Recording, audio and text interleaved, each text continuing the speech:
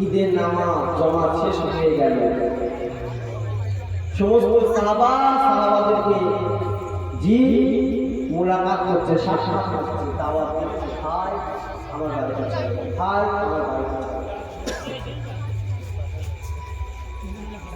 একজনকে খুঁজে পাওয়া যাচ্ছে না।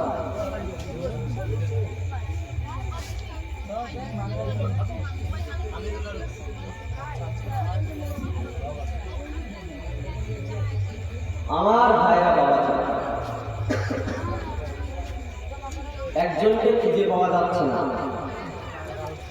হযরত ওমর রাদিয়াল্লাহু তাআলা আনহু নামাজ যেই না শেষ হয়েছে, হযরত ওমর রাদিয়াল্লাহু তাআলা আনহুকে খুঁজে পাওয়া যাচ্ছে না। হযরত আবু হুরায়রা রাদিয়াল্লাহু তাআলা আনহু ওমর রাদিয়াল্লাহু তাআলা আনহুর খোঁজে বের করলেন। ওমর রাদিয়াল্লাহু তাআলা আনহুর বাড়িতে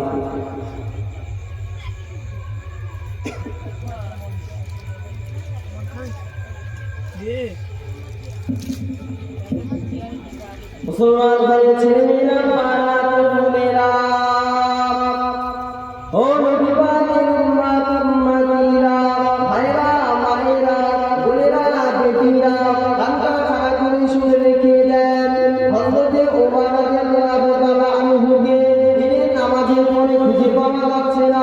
হযরত আবু হুরায়রা রাদিয়াল্লাহু তাআলা আনহু বেরিয়ে পড়লেন। হযরত ওমর রাদিয়াল্লাহু তাআলা আনহুর বাড়িতে গিয়ে ডাক দিচ্ছেন, ইয়া আমিরুল মুমিনিন, ইয়া আমিরুল মুমিনিন, ও ভাই ওমর বাড়িতে কি আছো? বাড়িতে কি আছো ভাই ওমর? মানে কোন ডাকাডাকির পরে কোনো উত্তর আসে না, আওয়াজ আসে না। আবু হুরায়রা রাদিয়াল্লাহু তাআলা আনহু চলে যাবেন, বেরিয়ে চলে আসছেন। এমন সময় হঠাৎ করে লক্ষ্য করে খেয়াল করে দেখলেন কান্নার আওয়াজ যেন একটা ভেসে আসছে। ফুপিয়ে ফুপিয়ে কান্না করছে কে যেন ভেসে আসছে। একটি ছোট কক্ষ, ছোট্ট একটি কামরা, ওই কামরার দরজা আটকানো। ওই ঘর থেকে মনে হচ্ছে যেন ফুপিয়ে ফুপিয়ে কে যেন কাঁদে, কে যেন কাঁদছে। হযরত আবু হুরায়রা রাদিয়াল্লাহু তাআলা আনহু ওই কামরায় গিয়ে কড়া নাড়তে লাগলেন, ডাকতে লাগলেন, কে আছো? কাঁদো বাবা, কে কাঁদো ভাই, একটুখানি ঢাকায় বের হও। হযরত ওমর ফারুক রাদিয়াল্লাহু তাআলা আনহু ওই কামরার মধ্যে ছিলেন। পার হলেন, হওয়ার পরে আবু হুরায়রা রাদিয়াল্লাহু তাআলা আনহু জিজ্ঞাসা করেছিলেন, ও ভাই ওমর, নামাজের পরে তোমাকে খুঁজে পাওয়া যাচ্ছে না ভাই, তুমি কেন কাঁদছো বলো? ঘরে দরজা বন্ধ করে। ও ভাই ওমর, তোমার কাঁদার কারণটা কি আমি আবু হুরায়রা জানতে পারি? ওমর রাদিয়াল্লাহু তাআলা আনহু থেকে বলেছিলেন, ভাই ভাইয়ের কথা কাকে বলবো, বেদনার কথা কাকে বলবো? না না না না না, কাউকে বলবো না। তবে যখন তুমি আমার খোঁজে আমার বাড়িতে চলে এসেছো, তোমাকে একটু বলি। হযরত ওমর ফারুক রাদিয়াল্লাহু তাআলা আনহু ঘরের মধ্যে দরজা বন্ধ করে কাঁদছে। সাহাবারা নামাজ শেষ করে হযরত ওমর রাদিয়াল্লাহু তাআলা আনহুকে খুঁজে পাচ্ছেন না। আবু হুরায়রা রাদিয়াল্লাহু তাআলা আনহু খুঁজে যাওয়ার পরে অনেকক্ষণ ধরে টাকা দেখে বললেন, কাউকে মিলল না। ফিরে আসবে এমন সময় খেয়াল করে শুনতে পেলেন যে কে যেন ফুপিয়ে ফুপিয়ে কাঁদছে। খেয়াল করে দেখলেন একটি কক্ষ দরজা বন্ধ। আবু হুরায়রা রাদিয়াল্লাহু তাআলা আনহু পড়া লাগলেন, ভেতর থেকে দরজাটা খুলে গেল। দরজাটা খোলার পরে আবু হুরায়রা দেখলেন দরজাটা খুলেছে, অন্য কেউ না, উনি হলেন হযরত ওমর ফারুক রাদিয়াল্লাহু জি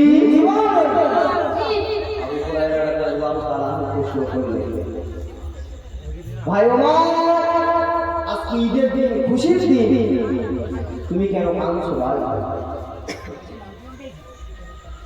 হযরত আবু বকর সিদ্দিক হযরত ওমর ফারুক রাদিয়াল্লাহু তাআলা আনহু বলেছিলেন, ভাই আবু হুরায়রা, আল্লাহর নবী বলেছেন হাদিসে, যে ব্যক্তি 30টা রোজা শুদ্ধভাবে ইবাদতের সাথে পালন করবে, আল্লাহ পাক নাকি জীবনের গুনাহ মাফ করে আল্লাহ পাক জীবনের গুনাহ মাফ করে দেবে। জি আমি ওমর, আমি কাঁদছি কেন জানো ভাই? আমি ওমর, আমার পিছনের গুনাহ কি আল্লাহ মাফ করেছে? আমি এই ভয়েতে কাঁদছি, আল্লাহ কি মাফ করেছে? ভাই আবু হুরায়রা আল্লাহ যদি মাফ না করে, তাই জন্য আমি কষ্ট পেয়ে আমি চিন্তা ভাবনা করে কাঁদছি যে আল্লাহ পাক আমাকে গুনাহওয়ালাদের কাতারে দাঁড় করালেন নাকি আল্লাহ পাক গুনাহ মাফের কাতারে দাঁড় করালেন। তাই আমি চিন্তা করে কাঁদছি। ও কি রোজা তারা রেখেছে, ঈদের নামাজ পড়ে ঘরে দরওয়াজা দিয়ে কাঁদছি আল্লাহ গুনাহ মাফ করেছেন কিনা। আর আমাদের কোন রকম মানে সময়টা খালি ঘড়ি থাকে, খালি ঘড়ি থাকে বলছে কখন মাগরিবে আল্লাহ বলবে হাই স্পিড চালাবো। কি স্পিড? হাই স্পিডে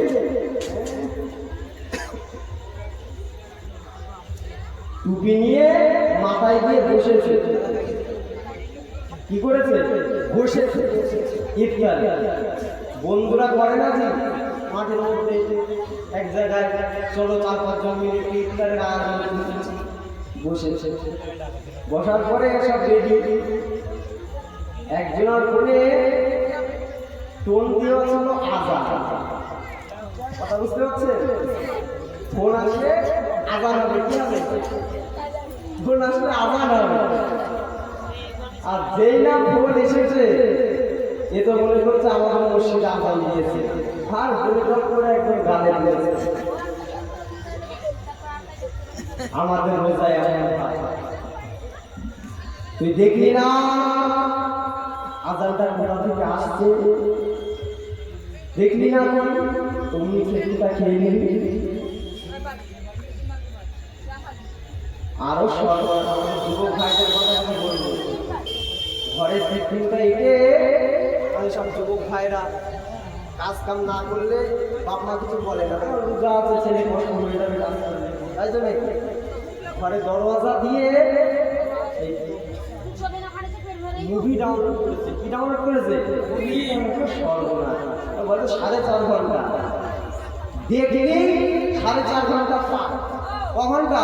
4.5 ঘন্টা। ঘরে দরওয়াজা দিয়ে বালিশ মুক্তির উপরে নিয়ে উপর হয়ে শুয়ে শুয়ে এবার কানে হেডফোন দিয়ে চালিয়ে দিয়েছে। আছে না নেই? এমন করলে রোজা কবুল হবে আমাদের? জি দুঃখ চলবে। হযরত ওমর রোজা রেখেছে 1 মাস, ঈদের নামাজ পড়ে আল্লাহ গুনাহ কি মাফ করেছে? গুনাহ মাফ ব্যক্তিদের ব্যাপারে আমি দাঁড়ালাম।